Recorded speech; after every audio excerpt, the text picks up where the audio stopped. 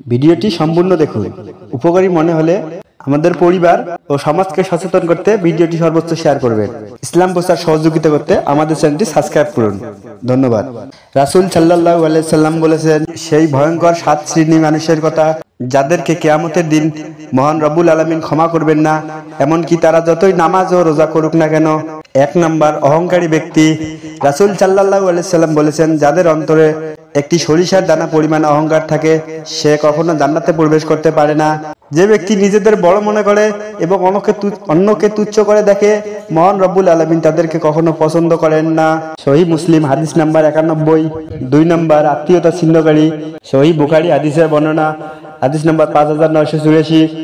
আল্লাহর সঙ্গে সম্পর্ক ছিন্ন করা মানে আত্মীয়তার সম্পর্ক ছিন্ন করা। যে আত্মীয়তার সম্পর্ক কাটে সে কখনো জান্নাতে প্রবেশ করতে পারে না। 3 নাম্বার, মদ্যপানকারী ও তওবা না করা ব্যক্তি। রাসূল সাল্লাল্লাহু আলাইহি সাল্লাম বলেছেন, যে ব্যক্তি মদ্যপান করে এবং তওবা না করে মৃত্যুবরণ করে, সে জান্নাতে প্রবেশ করবে না। আবু দাউদ হাদিস নাম্বার 3674। 4 নাম্বার, যে শ্রেণী মানুষের কথা বলেছেন তা হলো হারাম ভক্ষণকারী, অর্থাৎ সুদ, ঘুষ।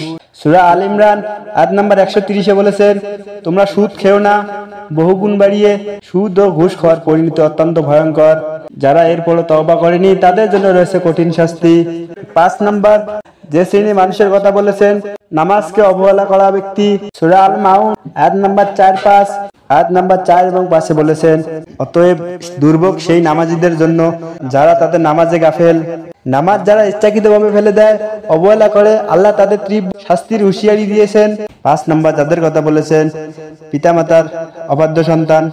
সহিহ বুখারী হাদিস নাম্বার 5975। পিতামাতার অবাধ্য হওয়া বড় গুনাহ।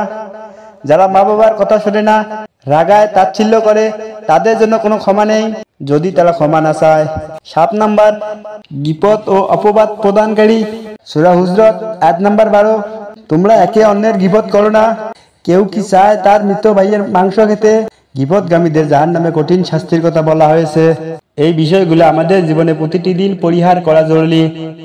আল্লাহ যেন আমাদের মাফ করেন এবং আমাদের সেই শ্রেণী মানুষদের থেকে রক্ষা করেন যাদের ক্ষমা করবেন না।